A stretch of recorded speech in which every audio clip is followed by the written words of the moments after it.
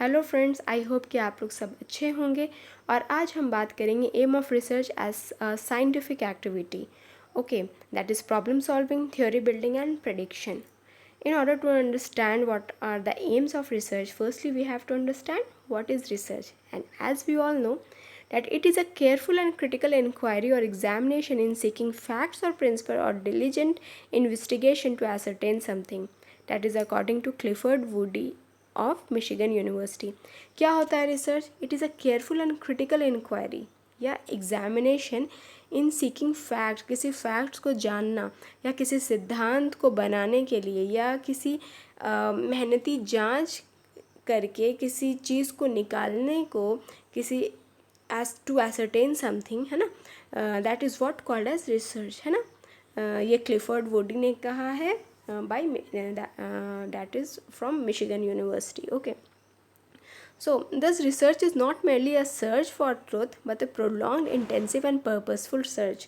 Research क्या होता है? ये सिर्फ मेरली एक सर्च नहीं होता है कि फ़लाँ चीज़ नहीं मिल रही है तो हम उसे ढूंढने चले गए. नहीं, ये एक प्रोलॉन्ग्ड, एक लंबा, एक इंटेंसिव, मतलब एक इन डेप्थ और एक पर्पसफुल रिसर्च होता है. एक ऑब्जेक्टिव होती है इसमें, है ना.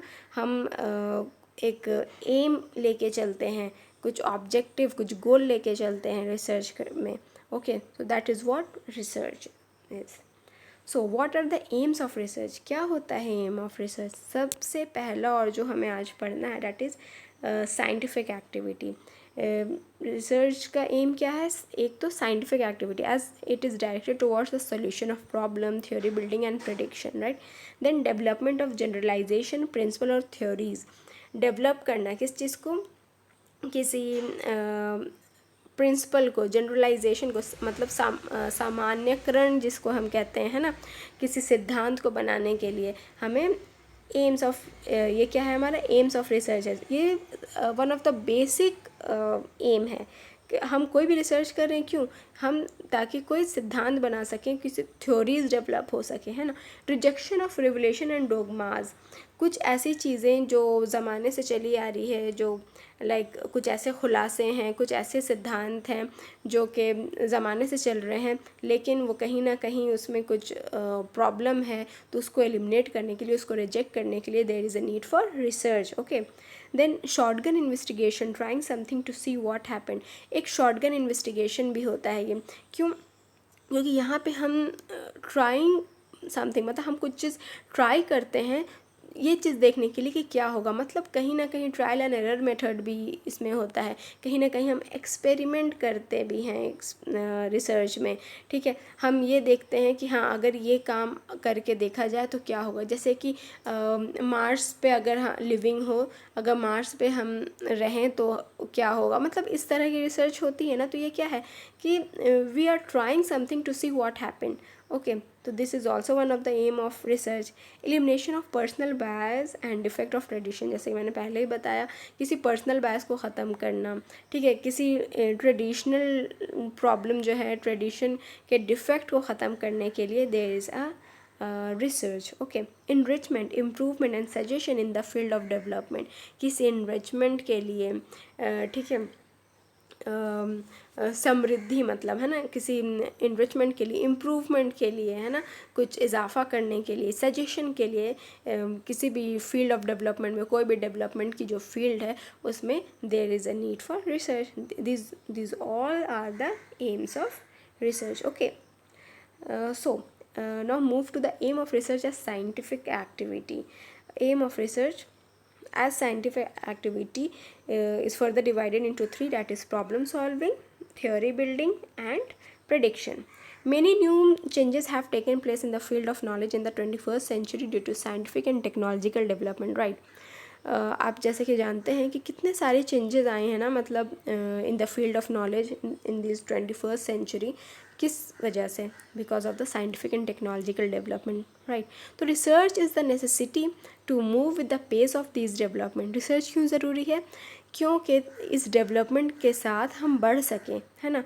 रिसर्च करके आगे, पहले घर में किसी के मोबाइल, मतलब कॉल करने के लिए लोग STD PCO जाते थे, राइट. तो लेकिन अब क्या है कि हर के हाथ में मोबाइल है। ये किस चीज़ की निशानी है? ये रिसर्च की निशानी है with the help of science and technology, right. तो जैसे कि मैंने बताया, these are further divide, this aim of research that is scientific activity is further divided into 3, that is problem solving, theory building and prediction. So what is problem solving? Problem solving is one of the main aim of research, as research is directed towards the solution of problem. It may attempt to answer a question or to determine the relation between 2 or 3 variable, है ना। Research करते ही क्यों हैं हम इसलिए करते हैं ताकि किसी प्रॉब्लम को हम सॉल्व कर सकें, राइट।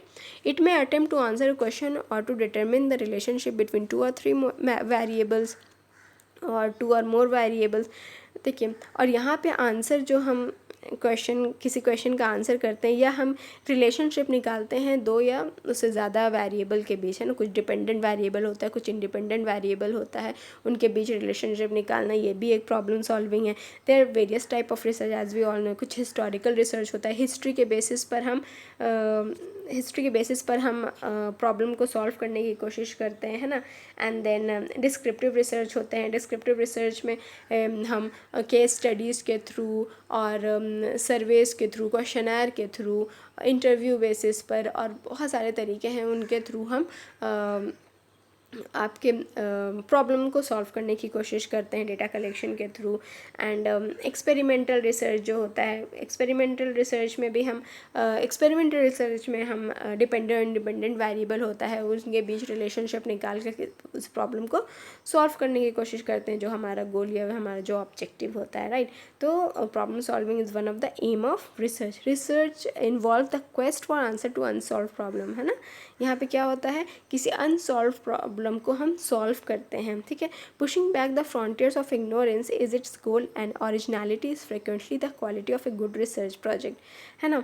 जो ओरिजिनलिटी जो होती है वो क्वालिटी ऑफ रिसर्च को बताती है, ठीक है.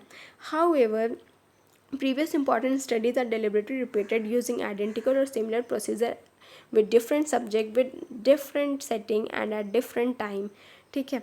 This process is replication, a fusion of the word repetition and replication and duplication. Replication is always desirable to confirm or to raise questions about the conclusion of a previous study. लेकिन क्या होता है कि जो previous important studies है वो deliberately repeat होती जाती हैं, क्योंकि आइडेंटिकल या सिमिलर प्रोसीजर यूज़ होता है, चाहे डिफरेंट सब्जेक्ट में हो या डिफरेंट सेटिंग में हो या डिफरेंट वक्त पर हो, ठीक है. लेकिन ये जो प्रोसेस ऑफ रेप्लिकेशन होता है या डुप्लिकेशन जो होता है, ये कहीं ना कहीं ज़रूरी हो जाता है, डिज़ायरेबल हो जाता है टू कन्फर्म, मतलब करने के लिए किस चीज़ को, या क्वेश्चन रेस करने के लिए, या तो कंफर्म करने के लिए जो प्रीवियस स्टडी हुई भाई वो सही है, हाँ बिल्कुल, मतलब ये ठीक है, या तो उस प्रीवियस स्टडी पे क्वेश्चन रेस करने के लिए कि नहीं, ये जो प्रीवियसली जो स्टडी हुई उसमें ये प्रॉब्लम है, और फिर फर्दर स्टडी होती है तो फिर उसको हम नहीं, ये चीज़ ऐसे नहीं, ऐसी होनी चाहिए, है ना. बहुत सारी मिथ हो जाती है रिसर्च के वजह से.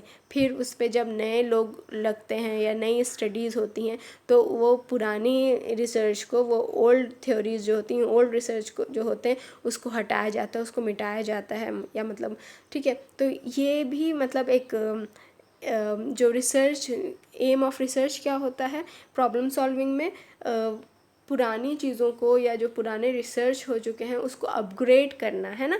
तो हम एक तरह से कह सकते हैं कि अपग्रेडेशन भी जो है, अपग्रेड करना किसी चीज़ को, अपडेट करना किसी भी रिसर्च को, that is also one of the aim of research, right.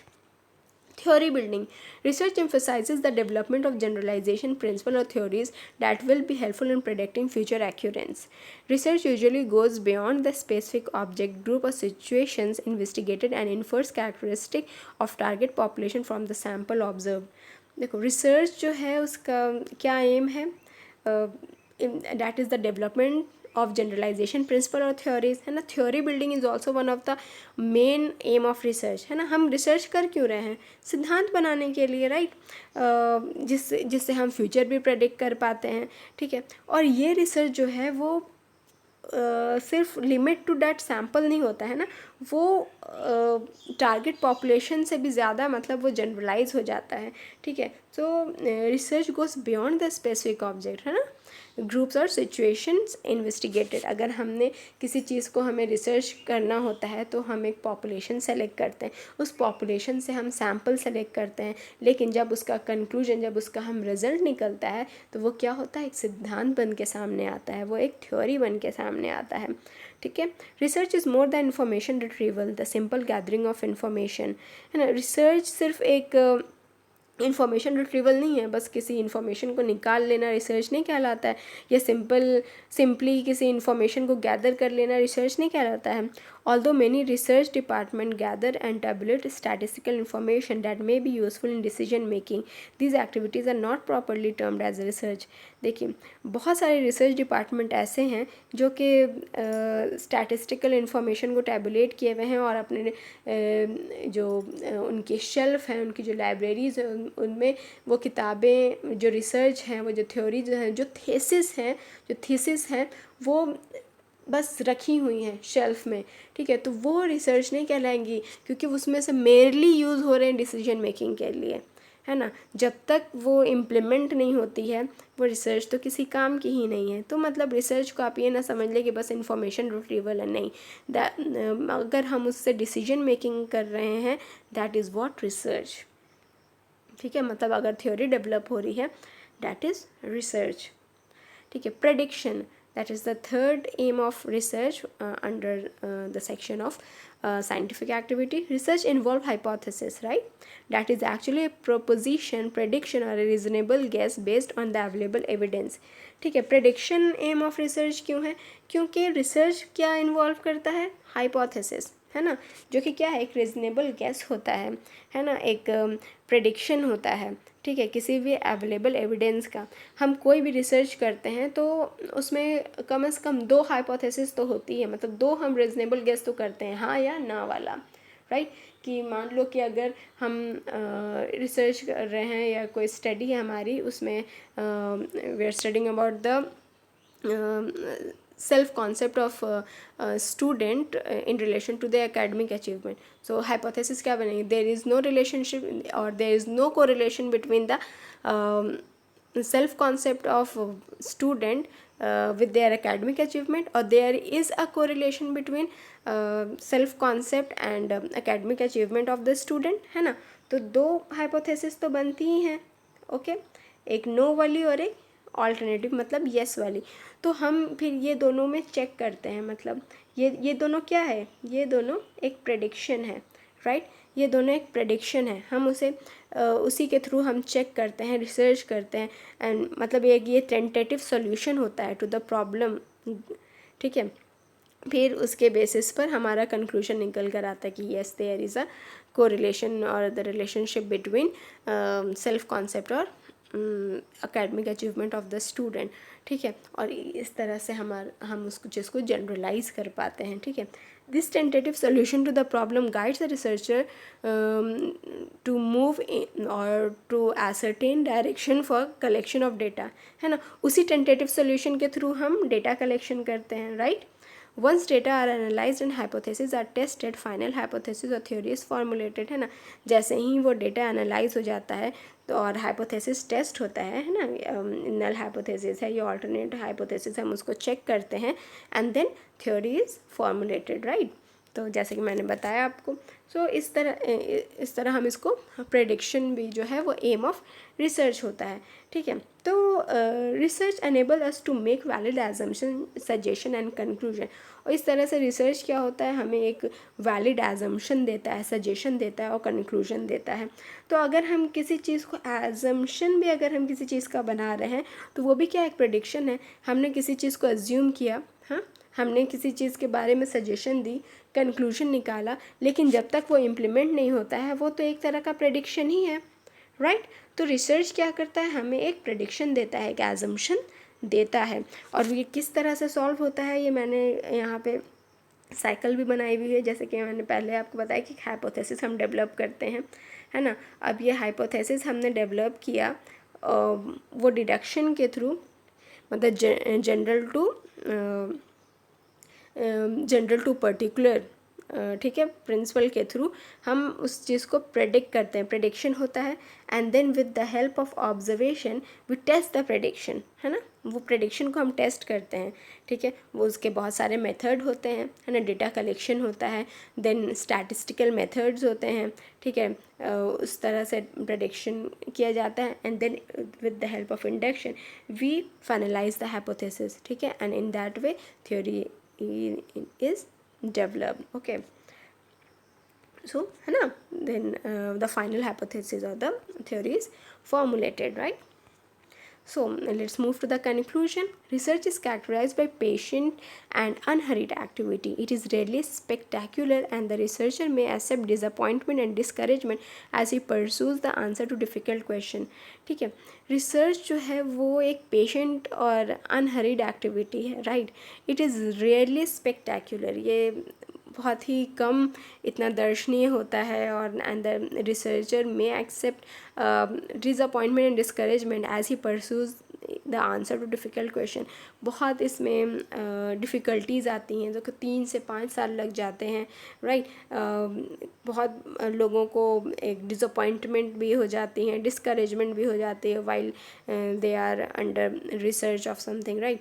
So research is actually a patient and unhurried activity. So all the best, and if you liked my video, so please like, share and subscribe. Thank you and have a nice day.